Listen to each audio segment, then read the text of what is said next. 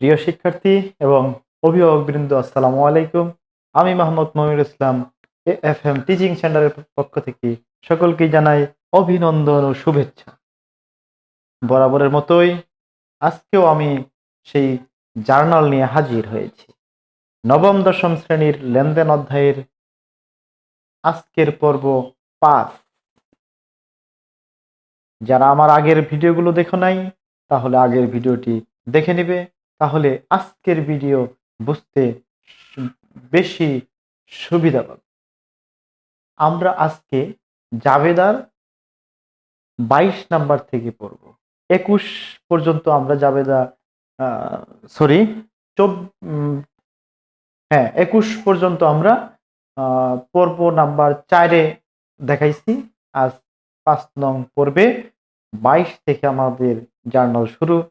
তাহলে আমরা শুরু করি। 22 নাম্বার জার্নাল হলো মক্কেলদের ধারে আইনি সেবা দেওয়া হলো 8,000 টাকা। আগের পর্বের শেষের জাবেদাটা ছিল মক্কেলদের নগদে আইনি সেবা দেওয়া হলো, আর এখানে হলো মক্কেলদের ধারে আইনি সেবা দেওয়া হলো 8,000 টাকা। তাহলে আগেরটা নগদে দিয়েছিলাম, এবার ধারে আইনি সেবা দিই। নগদে দিই আর ধারে দিই, আইনি সেবা দিচ্ছি, তার মানে আমার আয় হয়েছে।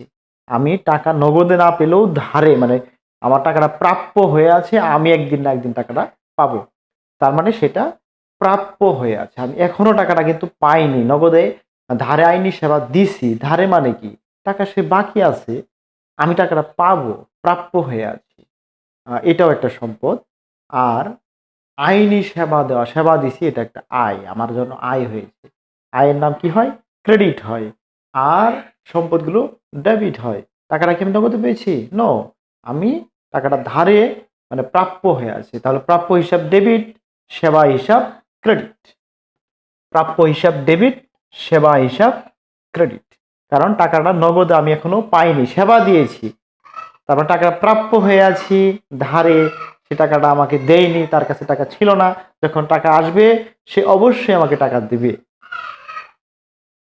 23, গাড়ি মেরামত করে 8,000 টাকা আয় করা হলো।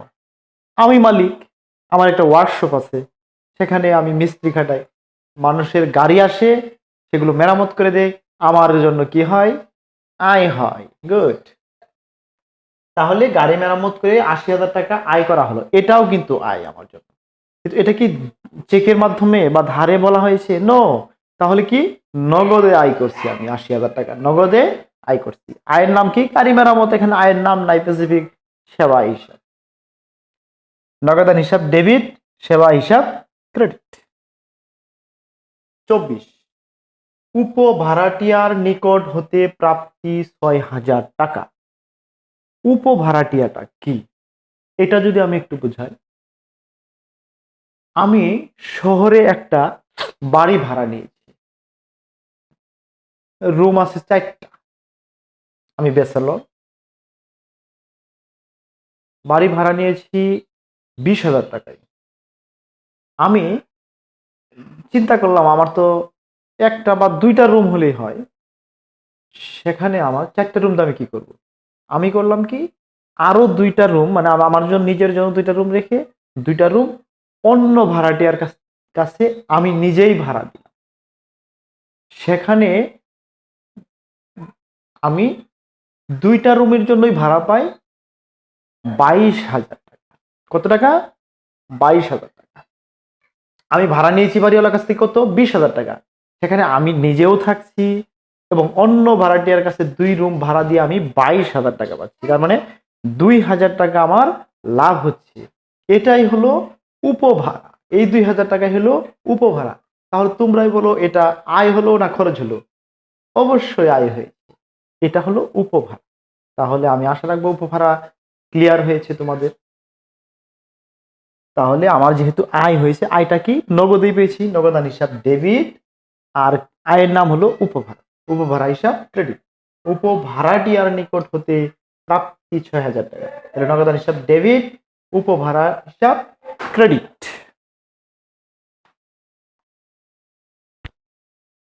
এই 24 নাম্বার দিয়ে আমাদের খরচ এবং আয়ের জাবেদাগুলো শেষ হয়েছে।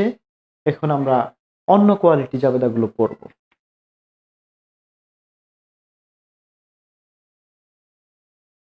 25 নাম্বার, মণিহারি দ্রব্যাদি ক্রয় 2000 টাকা। আমরা কিন্তু পণ্য ক্রয়ের জাবেদাগুলো সর্বপ্রথম দিয়ে দিয়েছি। এখন যে ক্রয়গুলো আমি নিয়ে আসতেছি এগুলো কিন্তু পণ্য ক্রয় না, এগুলো সম্পদ ক্রয় অথবা মণিহারি ক্রয়। একটু ক্লিয়ার করি মণিহারিটাকে। মণিহারিটি পণ্যর মতোই, তবে একটু চেঞ্জ। আমি এর আগের ভিডিওগুলোতে বলছিলাম কাপড় ক্রয় এটা পণ্য, চিনি ক্রয় পণ্য, ডাল ক্রয় পণ্য, গাছ ক্রয় পণ্য, কলম ক্রয় পণ্য, চাউল ক্রয় পণ্য, মানে এগুলো নিত্য প্রয়োজনীয় জিনিস যেগুলো ক্রয় করি এগুলো পণ্য। মণিহারিও তাই, তবে একাধিক পণ্য একসাথে ক্রয় করলে সেটা মণিহারি হয়ে যায়। যেমন কাগজ ও কালি ক্রয় মণিহারি, খাতা ও কলম ক্রয় মণিহারি, কলম ও কাগজ ক্রয় মণিহারি। তার মানে একসাথে দুটি জিনিস বা দুটি পণ্য ক্রয় করলে সেটাই মণিহারি। মণিহারি ক্রয় করলে তখন ক্রয় হিসাব আর আসবে না, ক্রয় হিসাব ডেবিট এরকম আসবে না, তখন মণিহারি হিসাব ডেবিট হয়ে যাবে। মণিহারি ক্রয় করলে মণিহারি ডেবিট। আর এখানে সরাসরি লেখাই আছে মণিহারি দ্রব্যাদি ক্রয়, মণিহারি দ্রব্যাদি ক্রয়, তাহলে ক্রয় আসার কোনো প্রশ্নই আসে না, ক্রয়ের কোনো কাজ হবে না।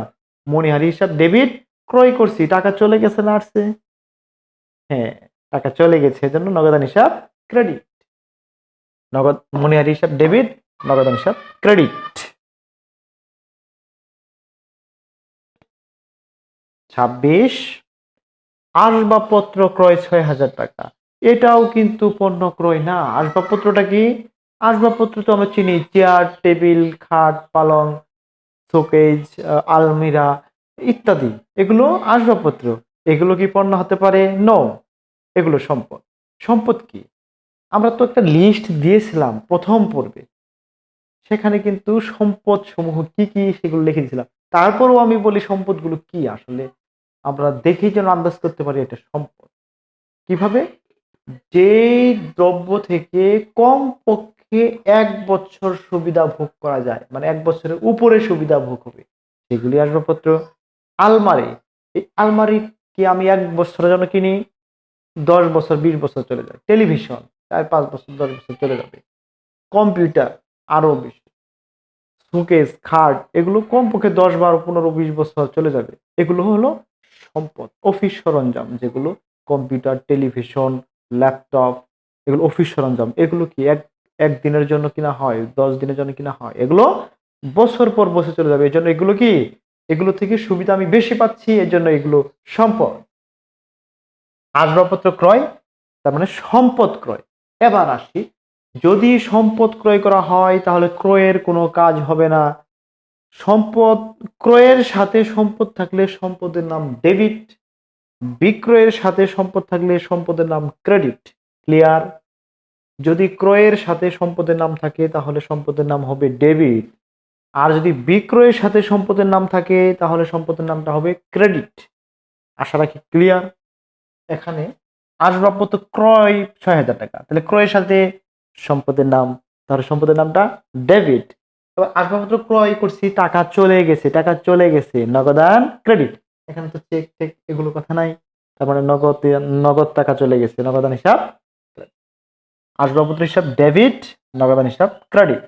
আসবাবপত্র ক্রয় 6000 টাকা, আসবাবপত্র হিসাব ডেবিট, নগদান হিসাব ক্রেডিট। ক্লিয়ার? 27 অফিস সরঞ্জাম চেকের মাধ্যমে ক্রয় 70,000 টাকা।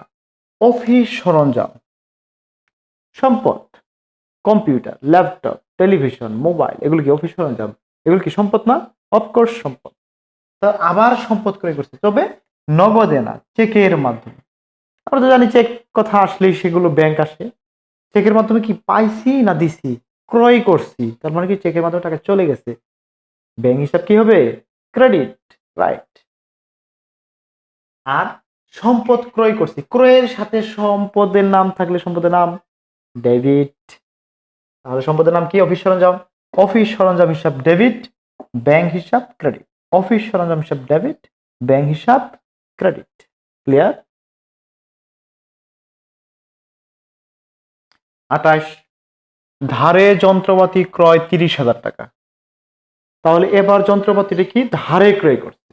ধারে করো, কি ক্রয় করছে? যন্ত্রপাতি, তার মানে সম্পদ। সম্পদ ক্রয়, সম্পদের নাম যন্ত্রপাতি, তাহলে যন্ত্রপাতি হিসাব ডেবিট। যন্ত্রপাতি হিসাব ডেবিট। টাকাটা কি আমি নগদ দিলাম? নো, ধারে আছে। এখন ধারে ক্রয়, ওই যে প্রথম বলছিলাম ক্রয়ের সাথে ধারে কথা উল্লেখ থাকলে সেখানে পাওনাদার সৃষ্টি হয়। পাওনাদার হিসাব ক্রেডিট। পাওনাদার হিসাব ক্রেডিট। 29, নগদে 50,000 টাকার আসবাবপত্র বিক্রয়। এবার ক্রয় শেষ, সম্পদ বিক্রি করা শুরু করেছি। নগদে 50,000 টাকার আসবাবপত্র বিক্রয়। এবার দেখো, আসবাবপত্র মানে তো সম্পদ, আমি জানি। এবার সম্পদ বিক্রয় করছি, টাকা আসছে না চলে গেছে? আসছে না চলে গেছে? অবশ্যই টাকা আসছে। বিক্রি করছি, টাকা আসছে। টাকাটা কিসে আসছে? নগদে। নগদে টাকা পাইলে কি হয়? নগদান ডেবিট। নগদান হিসাব ডেবিট।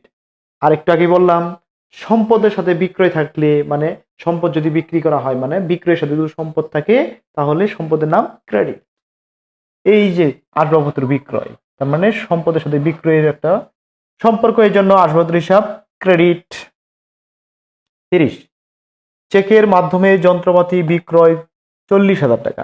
এখানেও যন্ত্রপাতি বিক্রয়, তার যন্ত্রপাতিটা সম্পদ। সম্পদ বিক্রি করছে কিসের মাধ্যমে? চেকের মাধ্যমে। আচ্ছা, যন্ত্রপাতি বিক্রি করছে চেকের মাধ্যমে। এবার কি? টাকাটা আমি পাইছি, বিক্রি করছি, টাকা পাইছি, তবে নগদে পাইনি। কিসের মাধ্যমে? ব্যাংকের মাধ্যমে। গুড, চেকের মাধ্যমে। তাহলে ব্যাংকের মাধ্যমে পাইছি, ব্যাংক হিসাব কি হবে? ডেবিট। ব্যাংক হিসাব ডেবিট। যন্ত্রপাতির সাথে, যন্ত্রপাতির সম্পদ বিক্রি করছি, এর জন্য যন্ত্রপাতি সম্পদের নাম ক্রেডিট হবে। যন্ত্রপাতি হিসাব ক্রেডিট।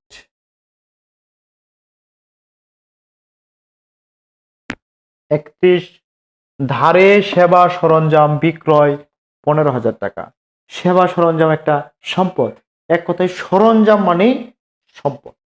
তাহলে সম্পদ এবারও বিক্রি করছি, সেবা সরঞ্জাম বিক্রি করছি, তবে নগদেও না, চেকেও না, ধারে। আচ্ছা, বিক্রি করছি, টাকা কি পাবো না? অবশ্যই পাবো। তবে নগদে পাইছি? নো। ব্যাংকে পাইছি? নো। ধারে, বাকিতে বিক্রি করছি, টাকাটা আমি প্রাপ্য হয়ে আছে, এখনো দেয় নাই, টাকা তার কাছে আসলেই দিয়ে দিবে। তার মানে এটাও সম্পদ। তবে কি সম্পদ? প্রাপ্য হিসাব, এখনো আমি পাবো, পাই নাই, মানে দেনাদার হিসাব। এখানে দেনাদার হিসাব ডেবিট দিলে হবে, অথবা প্রাপ্য হিসাব ডেবিট দিলে হবে। আর বিক্রি করছি কি? সম্পদ, তাহলে সম্পদের নাম ক্রেডিট। প্রাপ্য হিসাব ডেবিট, সম্পদের নাম সেবা সরঞ্জাম, সেবা সরঞ্জাম হিসাব ক্রেডিট। আশা রাখছি প্রিয় শিক্ষার্থী তোমরা বুঝতে পেরেছ। তোমরা খাতায় লিখে রাখবে এবং ঝটপট মুখস্থ করে নেবে। পরবর্তী পর্বে আমি আবার জানা নিয়ে আসবো। সে পর্যন্ত ভালো থাকবা। আর যারা আমার চ্যানেলে নতুন তারা অবশ্যই চ্যানেলটি সাবস্ক্রাইব করো এবং পাশে থাকা বেল আইকনটি অন করে দাও। আর অলরেডি যারা সাবস্ক্রাইব করেছো তাদেরকে অসংখ্য ধন্যবাদ। আজ এই পর্যন্ত।